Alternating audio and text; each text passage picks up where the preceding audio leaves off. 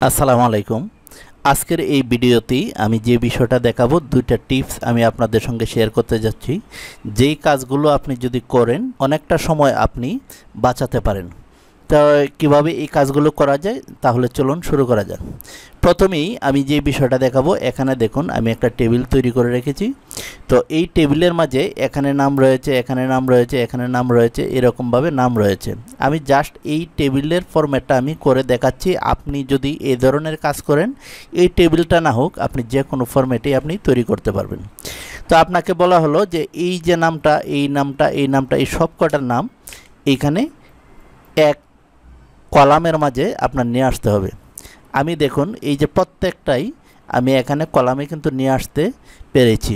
তো আমি যেটা এনেছি সেটা হচ্ছে এই পর্যন্ত এনেছি। আপনি যদি চান যে না আপনি 4টা নিয়ে আসবেন, তো সম্পূর্ণটা আপনি নিয়ে আসতে পারেন। এটা হচ্ছে আমাদের প্রথম টিপস। তো আমি এখানে যে কাজটা করব, এই সবকটা আমি ডিলিট করে আমি এইভাবে কিভাবে আপনি নিয়ে আসতে পারেন, তো এই বিষয়টা আমি দেখাবো। তো ভিউয়ার্স, প্রথমেই আমি এখানে সমান সমান দেব। তো সমান সমান দেওয়ার পর আমি এই যে কলামটা রয়েছে এইটা আমি সিলেক্ট করে দেব। সিলেক্ট করে আমি এখানে এন্ড এটা দিয়ে দেব। এই যে দেখুন এন্ড দিয়ে দিচ্ছি।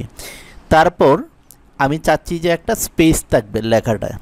তো আমি এখানে ডাবল সেমিকোলন দিয়ে আমি একটা স্পেস দিব।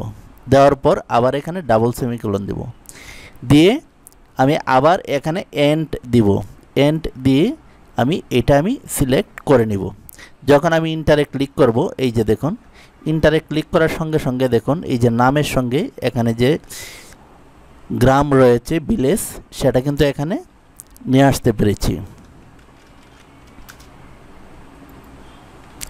এই যে দেখুন নিয়ে আসতে পেরেছি। যদি আপনি চান যে না আমি এখানে এই যে থানা এটাও আপনি শেয়ার করবেন, সেটাও আপনি কিন্তু পারবেন। তো তার জন্য যে কাজটা করতে হবে, আবার এখানে এন্ড দিবেন। দেওয়ার পর আপনি আবার এটা যদি আপনি এখানে দেন, তাহলে কিন্তু এটা এই যে দেখুন এখানে চলে আসছে।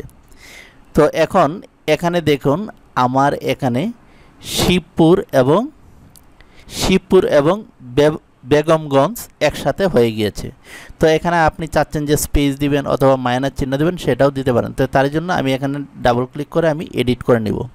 এখানে আমি যে কাজটা করব, এই যে দেখুন এখানে আমি কিন্তু এন্ড দিয়েছি।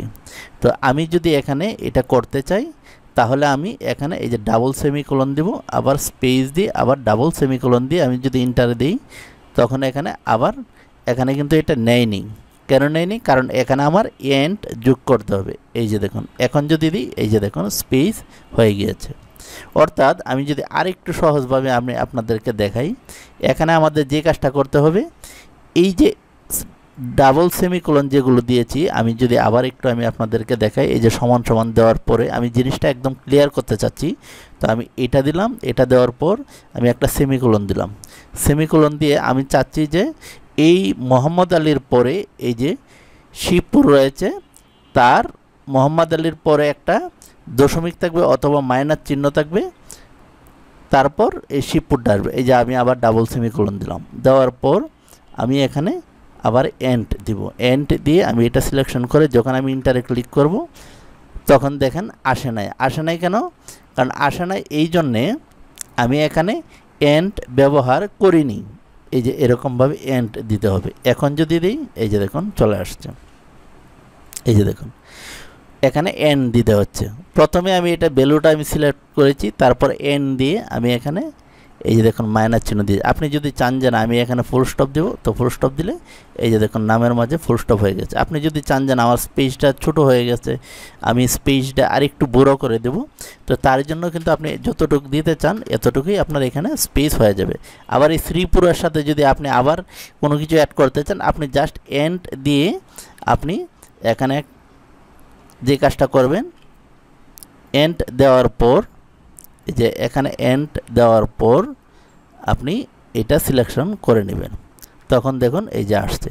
যদি আপনি এখানে এই যে দেখুন একসাথে হয়ে পড়ে যদি আপনি স্পেস দিতে চান, তো এখানে স্পেস দিয়ে আপনার যতটুকু স্পেসের প্রয়োজন পড়ে এইভাবে দিয়ে আপনি ইন্টারে ক্লিক করবেন, চলে আসবে।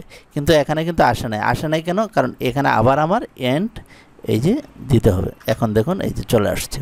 তারপর আমি এটা যদি এরকমভাবে টেনে দিই, এই যে দেখুন সম্পূর্ণটা কিন্তু চলে আসছে।